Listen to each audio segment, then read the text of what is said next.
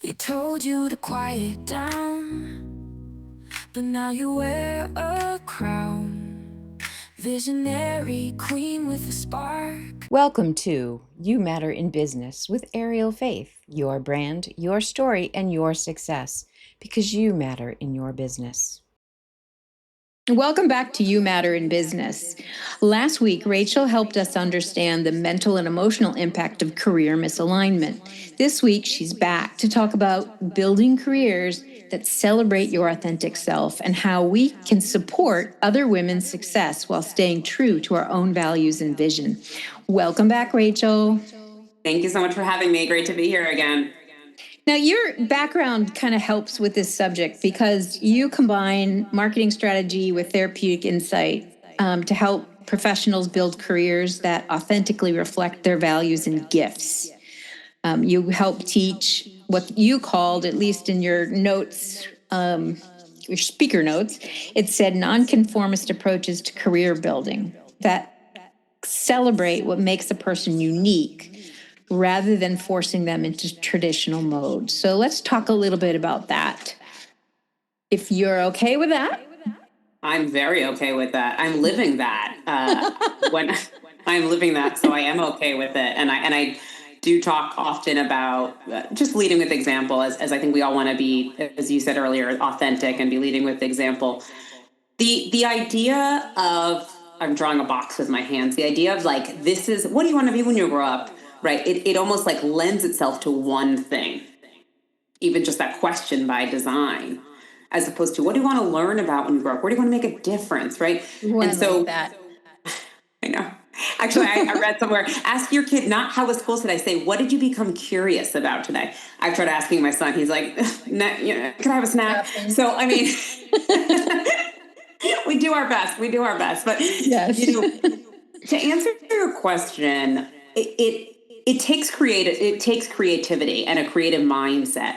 And so for me, for example, and I will give other client examples, but I'll just speak to myself first. I finished social work school. I was getting all of my clinical hours.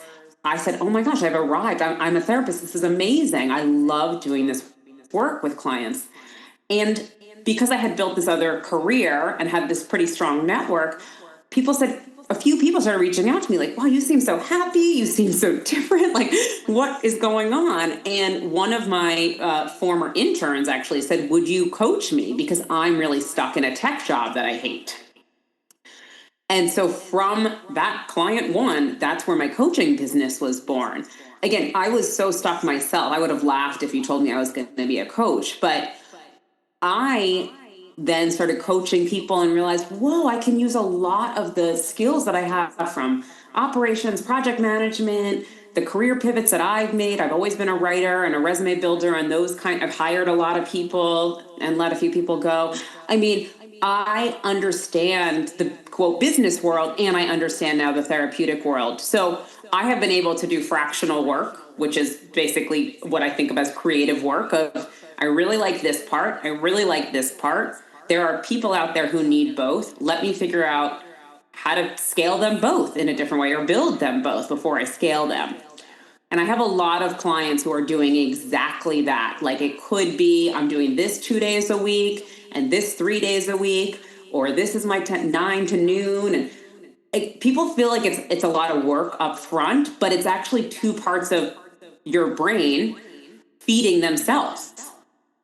Yeah, very true. I think my life is like that, not necessarily by purpose, but it just kind of is.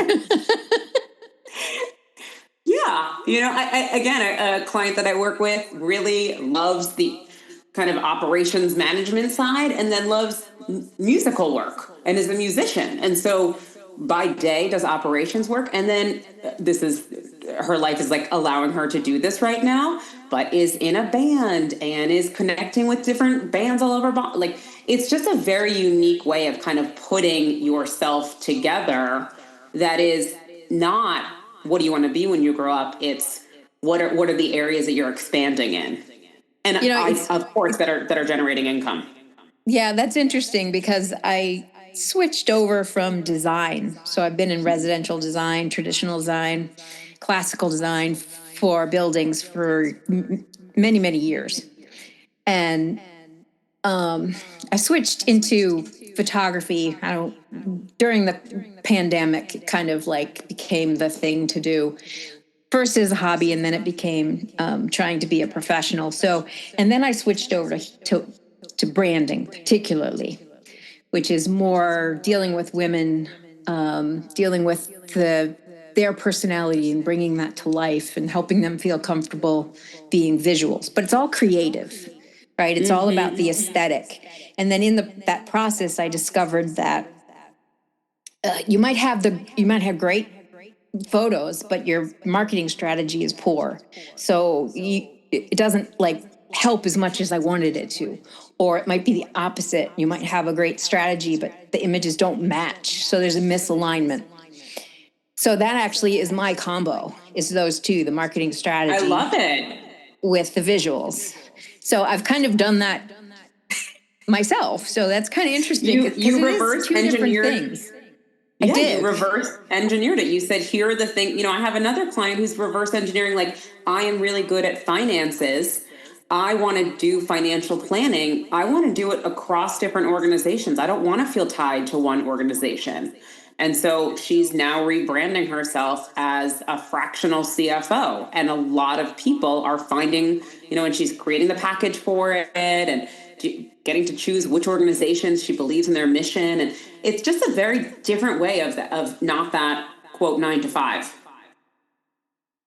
Yes, very true. How can women create this structure that celebrates their unique strengths? So they might feel like after they've listened to us that there is something calling them, or there is something they're passionate about that they'd really like to explore. So how do you help them fine tune that or recognize their unique strengths? Right. So I encourage everyone. It's so funny. There was a podcast that was on, which recently I was on, and the title, they named it this, The Therapist Who Helps You Quit Your Job. And I was like, no, I do not. No, I help you leave with a plan. Okay. I help you. First of all, you decide if you're going to leave. Second of all, right. So I implore everyone who's listening I'm not here to help anybody make impulsive decisions. When I made my pivot, I worked with the financial planning team. I created literally a 4-year spreadsheet. I was very methodical. And so it has to be feasible. It can't just be a dream. It can't just be a dream. I mean, of course, there are a lot of things in our life that we can, let me just try this hobby. But this is how we pay our bills. Yes, so exactly. We have to start. So what I encourage people to do is, what is a low hanging fruit? So let's just take you as an example. You really like photography. You could email 5 friends, I'm making this up, and say, I'm thinking about scaling my photography. The next time you have an event, please let me know. I'll give you a discount. Then all of a sudden, people are thinking about you as, oh yeah, a photographer, cool. I know a photographer. Then you're getting a few clients. You didn't go for the wedding in Hawaii or whatever photography you do first, right? You kind of just started with the people that you know that trust you. Then you're getting that data of, did I charge the right amount? If I charged anything, how did it feel? What kind of time commitment was it? Right? But you have to do that first step of designing what in the startup world we call a little beta. And I did that for myself as a therapist. I said, well, let me see how I could try on being a therapist before I become a therapist. And I joined several organizations where I was able to help lead a group with a trained therapist. It was ethical. It was all these things. And you could, even if you want to become a nurse or a doctor, I have a lot of clients who are thinking about that as sort of a healthcare won't go away and job security. And you can try that for a day. You can say, can I come see what a nurse does? I mean, some of it does sound like take your kids to work day, but we have to take ourselves to different places and not really in front of the computer. I would really encourage as much as possible to physically be in that space or in that room. Yeah, I like the testing theory because it's exploring, right? When you explore, you don't have you're not set on it. You're just kind of exploring. You may like it, you may not. You know that. So you have that open adventure attitude. Right. You don't bring the rigidity to it. And I think when Exactly. you're stuck, you want to get unstuck as quickly as possible, or I know I did. So I was like, this must be the thing. And I took a women's health class. I thought I was going to become a women's health researcher because that was an area I was interested in. I was like, I don't like research at all. I like humans. Like I like human interaction. But I tried that on. I actually thought about becoming a midwife. I mean, these are really some of the things that I explored after I came back to work from my maternity leave, and said, oh, what I'm doing business wise is not fitting me anymore. And so I did start exploring, and it was disappointing when it wasn't the one, but it, takes a lot of frogs to find your prince or princess, or so I had to kind of figure it out. Yes. Well, I'm glad you did, because now you can help a lot of women. Behind the lens, crafting tales and news. Bring your marketing, your brand to life with storytelling and strategy. Cut through the noise with clear messaging and compelling visuals that resonate with your ideal client. We bring strategy, story, and visuals to help you with your marketing. Visit arieljoyfaith.com and schedule a consultation and see how we can help you bring your brand to life. Selfies here, just genuine sight. Authenticity in every lie.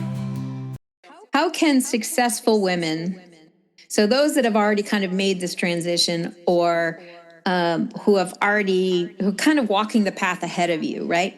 So how can they support and celebrate other women who are in this career success without feeling threatened or diminished? And that sounds like a big question, but I think the older we get, the less, at least this is my theory, so I could be totally wrong. I've been wrong before, I'll be wrong again. We don't care about competition. It's almost more like, let's the room rise rather than I'm better than you. Some people get stuck there, but to me, that's like a teenage problem that you haven't quite worked through. Yes. But I think the more emotionally intelligent you get, the less competitive you get. I could be wrong, but that's just a thought. No, I completely agree with you. From an emotional maturity, psychological perspective, you see that there's more pie to be had, not how do I slice it smaller. Yes. It's an abundance mentality rather than the scarcity. Yes, So how do you, I don't think I answered your question. Yes. Well, let's reframe it. So what are things that the ones who have already walked on the path can do to help others that are kind of struggling along the path? Does that make sense? Yes, it very much does. I think the first thing to do is to have empathy, and to understand and recognize that you're in a different place than that person, and yet you either were once there, or somebody who was there, or I just say this all the time: your boss could be your intern, and your intern could be your boss tomorrow. Very true. And it's sort of just that very humbling mentality of, let me not get bigger than my britches, those kinds of things. So we all have to set up boundaries. We have to put our energy in the right places, and try to make space and time for those people. So for anybody who's listening, who's stuck, and for those who are listening who are unstuck, I encourage people to create what's called a board of advisors for themselves. Ooh, I have like one that. for my, yeah. So those are people who are on Team Rachel, Ariel or Ariel? Yeah, either one. Okay. Depends on where you are come on from in your the world. team, not necessarily Team Rachel at this job or Team Rachel at this presentation, but really who've taken an interest in me and I've taken an interest in them. And it's still professional, but there's a warm quality to it. And some have become friends too. So I think that is helpful, because whoever you are, you're going to need strategy, direction, input, frustration management, celebration. And so find 3 to 4 people, and it could feel very vulnerable, hey, I'm working on getting unstuck. Can I give you some updates from time to time? Here's what I'm trying. Here's, I just want your input. You don't just take their input.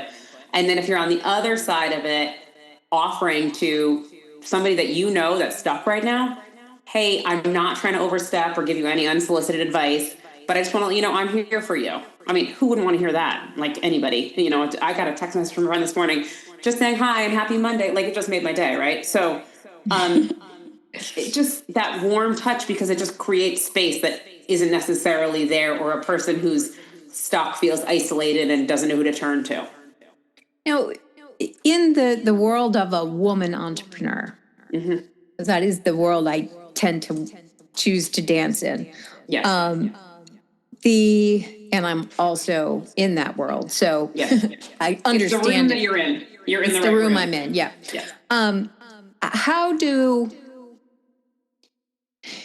there's a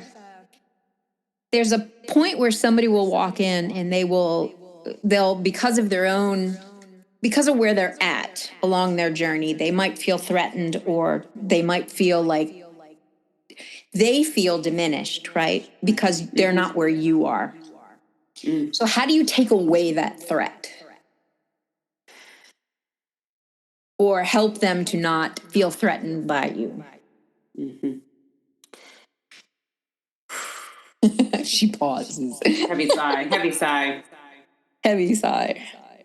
I mean, you can't control where people are on the path, right? No. So I'm going to actually answer it with a little bit uniquely. So there's basically a theory let me call it a therapy practice called both and. Are you familiar with it? No. So share. Okay. So both and is the idea that two opposites can be true at the same time. Okay. So a perfect example is someone is grieving their parent, and somebody says, oh my gosh, my mom's coming to meet everybody today. You can feel sad about your own parent and happy for your colleague at the same time. Yes. Those bittersweet emotions.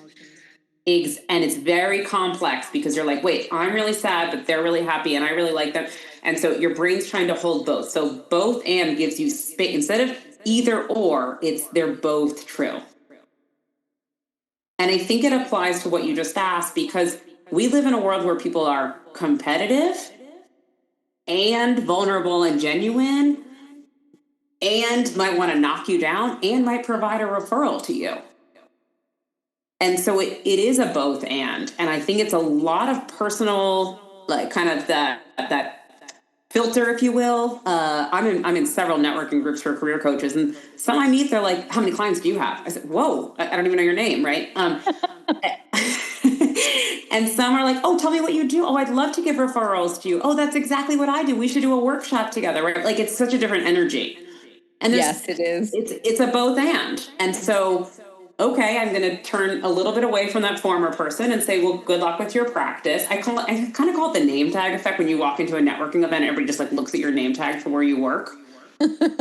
As opposed to like, I'm a person, get to know me, whatever. But I get it. Time is short, life is fast. Like, we want to meet the right people, but it's about the orientation. I think it's about the vibration often. Yeah, I can see that 100%. So before we close, what advice do you have for the women that are in that transitional phase? Like, they might know it in their mind and they're trying to work through, do they get a new job? Do they start their own thing? What do they do next, right? They're in that pause in their own minds and their heart. So how do they manage the fears? And that's kind of a big subject, so it's probably not the great, but if you could give them a solid piece of advice, because I think fear stops so many people. It does. If you could help them to manage that fear so that they can make a value-aligned career change, what kind of advice would you give? Okay, I'm going to bring together a few of the things that we've talked about, hopefully from both episodes. So, okay, I talked about I'm not sure if it's this exactly in this order, but the first thing is, I would say, you don't have to go at it alone. you don't have to work with me, you can work with somebody else, but you could have a coach, you could have a team of people, you can find Reddits. I mean, so there are people out there who want to help you. Find those people. And then if you don't find them the first time, try it again or interview a different coach, those kinds of things. The second thing I would say, so the first is community. This actually gets to when we're out of alignment, it's our skills, values, and interests that I said. And there's a book that I reference often called Meaningful Work. And they talk about the 3 C's of work. And so I would encourage everybody who's listening to think about the 3 C's for how to make change. So the first one is community. How do you find a community that's going to help you make a change? Okay. The second one is challenge. What feels, I call it a good hard. What feels challenging enough that I'm going to like push myself again back to that stretch zone, but I'm not going to burn myself out. Gotcha. If I've never posted on LinkedIn, if I am going to write a text message to a friend that says, this is what I might post if I post one day, then you've just done something. And the third is contribution.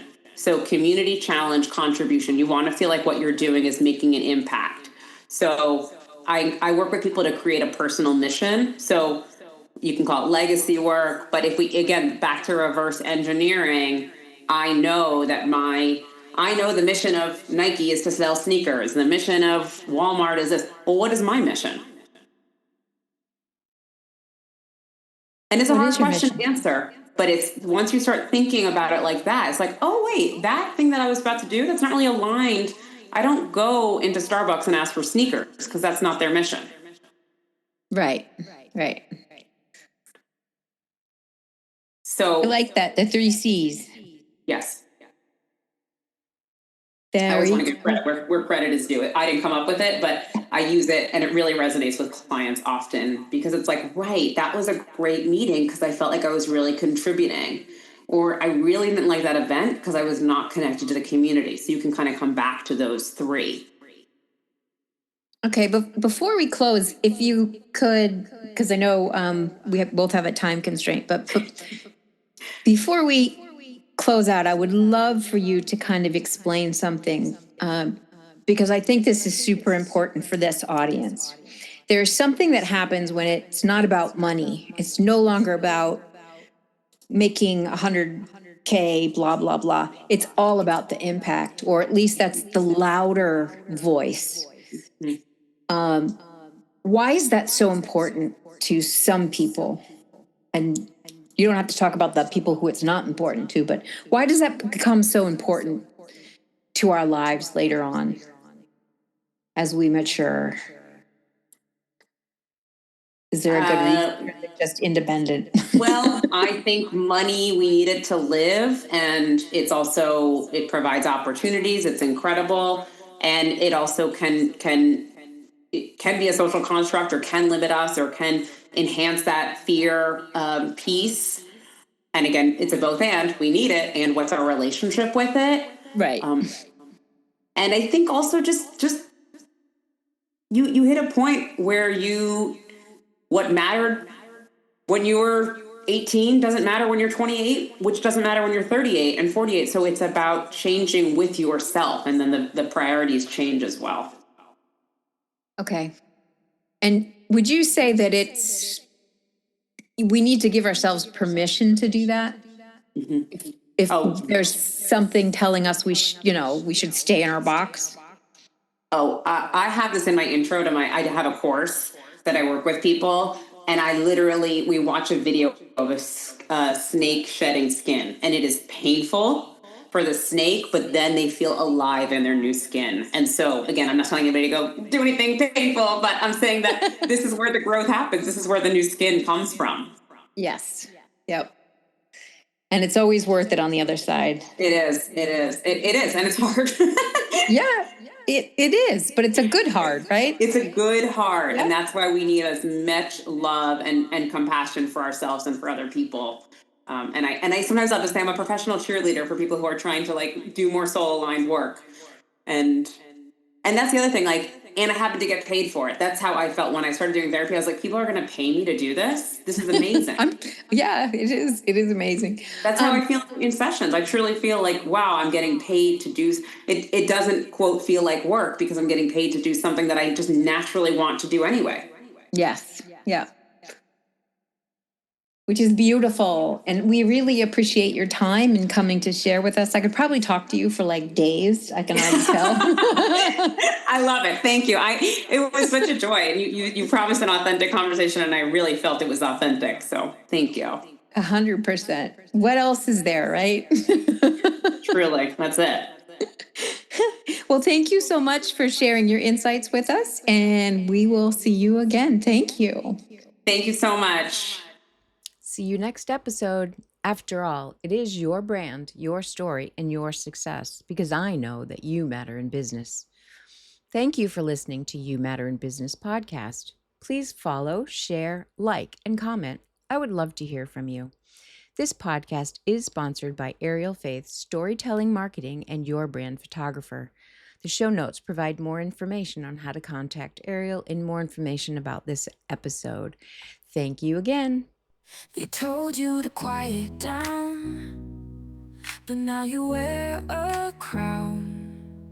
Visionary queen with a spark, lighting up the dark. Rediscover your own fire, chase the dreams that lift you higher. Redefine your role today, brand new in every way. Build your confidence through my lens, break the walls you put up since. Embrace your power, hear your roar. You are meant for so much more.